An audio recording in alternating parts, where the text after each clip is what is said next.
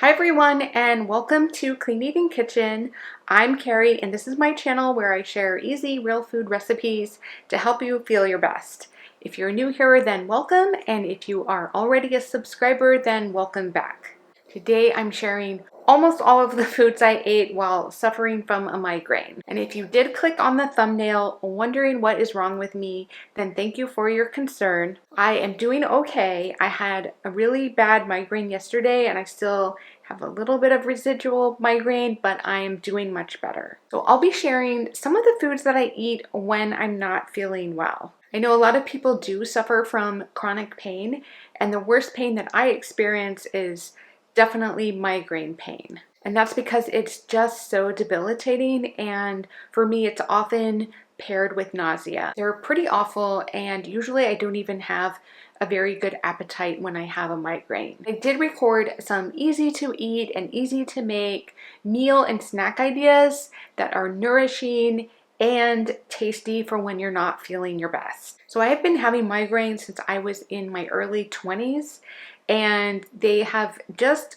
actually gotten worse in the last few years as I move into more of a perimenopause part of my life. My understanding is that it's pretty normal during perimenopause for migraines to get worse as your hormones start fluctuating more as you move into menopause. Perimenopause can actually start in I think your early to mid 30s and can go all the way into your early 50s. So it can be a pretty large time span, especially if you start suffering from health issues, including more migraines. So I've tried a ton of things to try and help prevent migraines, including eating a mostly healthy diet, which I also do to help manage my PCOS and autoimmune disease. But even avoiding foods that supposedly trigger migraines doesn't really seem to be helping, and I just really think that my hormones are a big cause of getting more migraines these days for me. And I even made an appointment with a neurologist recently, which is the first time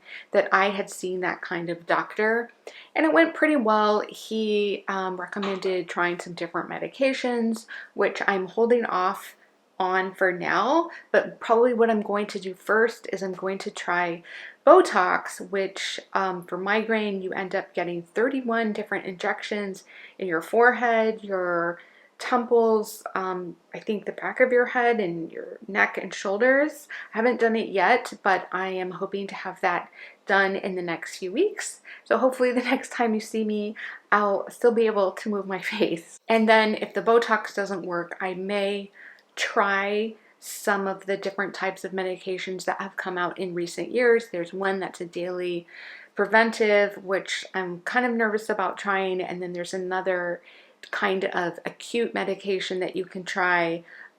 So I'm just gonna move forward and see how things go.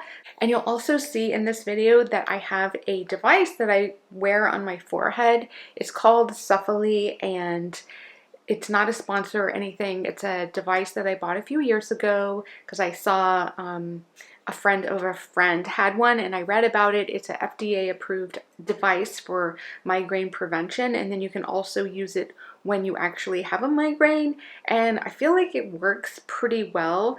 I just have to use it really consistently, and I'm not sure if I can use it after I get the Botox, but I'm gonna have to talk to my doctor about that. And I will link to that device in the description box if you want to check it out. So I also just want to say that I'm sorry if you are experiencing migraine pain or any kind of chronic pain. And I can honestly say that I know how hard it can be, and that sometimes you just have to take it one day at a time, or even 1 hour at a time. And I also want to encourage you that you don't have to suffer alone. It can feel really lonely when you're in pain because you have to cancel events and going out and you feel like you're just suffering alone, but I really want to encourage you to try to reach out and find support from a friend or anybody that you're close to who can just listen to you and be a friend when you're suffering. I know that I tend to get even more introverted than I am normally when I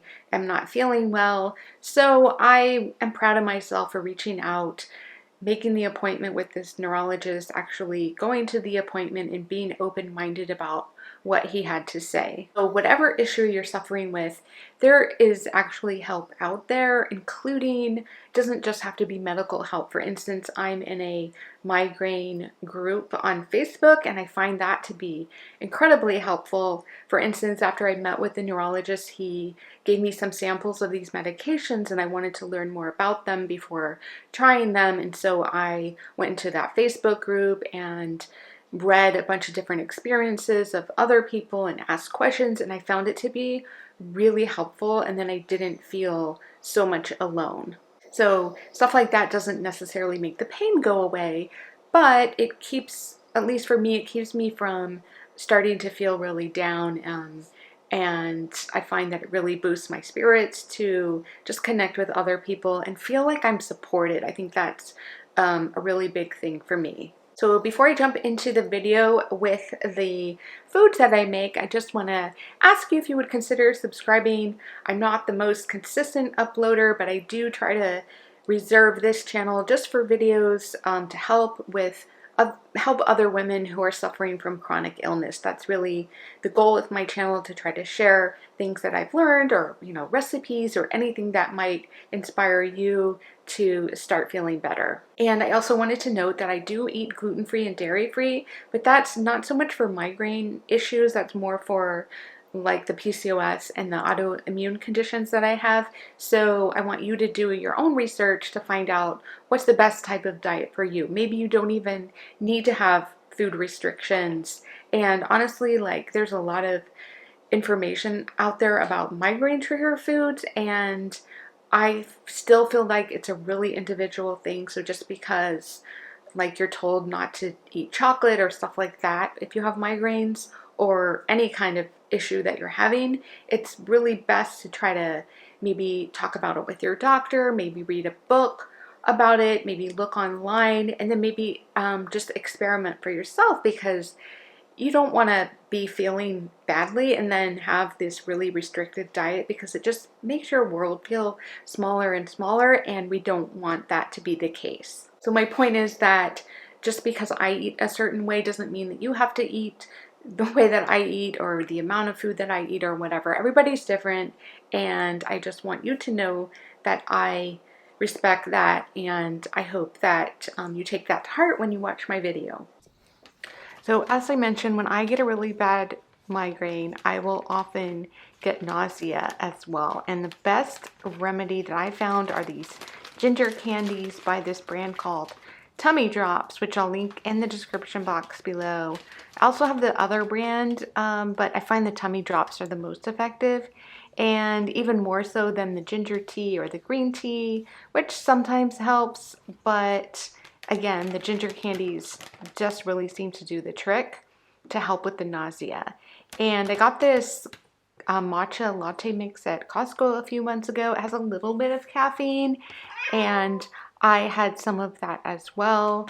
And this is a dairy-free brand that's really easy to make. You just mix a few tablespoons with hot water, and it's just really easy. So I didn't even record breakfast from this day. I had some leftover green smoothie, but I just was feeling so bad I didn't have a great appetite. But for something easy to digest and appetizing, I made these gut healing gummies that I mentioned in my last video, but somebody asked me for the specific recipe of how I made them, so I'm going to show you that here. So I used about 2 to 3 cups of tart cherry juice and concord grape juice each. I'll put the exact recipe in the description box. I also used the gelatin powder and some honey, but first you let the gelatin powder bloom in the juice and then heat it up and dissolve it, and then add the honey at the end. And then you just have to add it to some type of a container. I like to spray it with some oil to help the gummies come out really easily. And then you just chill it for a few hours and it will firm right up, and they make really delicious gummies that are full of protein, and supposedly gelatin has properties that can help with gut health. So it's a really great snack, and it tastes amazing, especially when you use the Concord grape juice. It doesn't have, the one I got didn't have any added sugar, but it was so delicious. And of course the honey sweetens it up just a little bit, but you can see how jello-y they are. They're so good. And then I decided to go ahead and make dinner early in the day just to make it easy on myself. I didn't have that many fresh veggies, but I used up all the carrots and celery I had. Then I included some veggie broth and a can of diced tomatoes, and then used a big roast that I had gotten previously at Whole Foods. And I always use grass-fed organic meat whenever I can, because it is the best nutritional profile if you're going to eat red meat. That's just my feeling and what I try to do.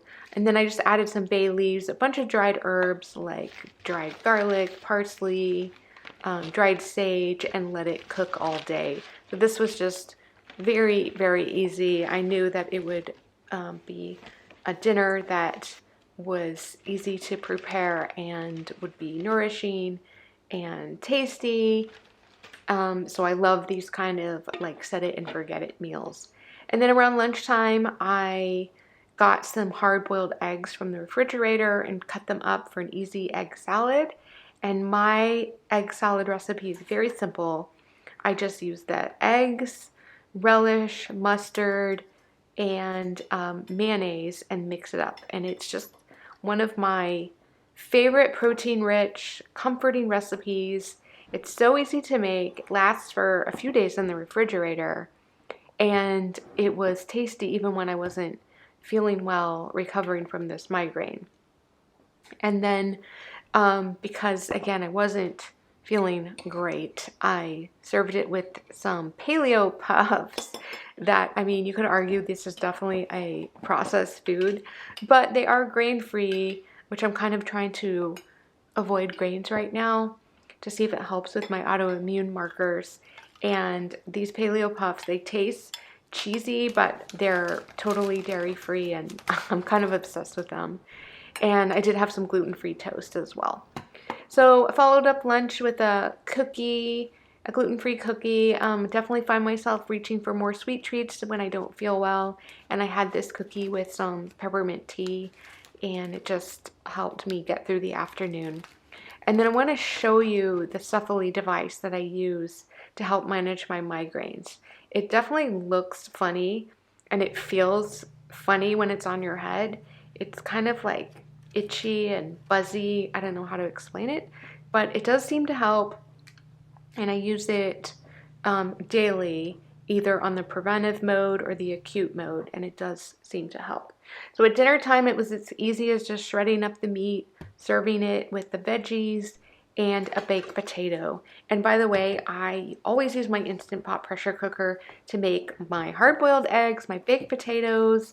It's part of my meal prep. It's so easy, and I have some recipes for those on my blog, which I will also link in the description box.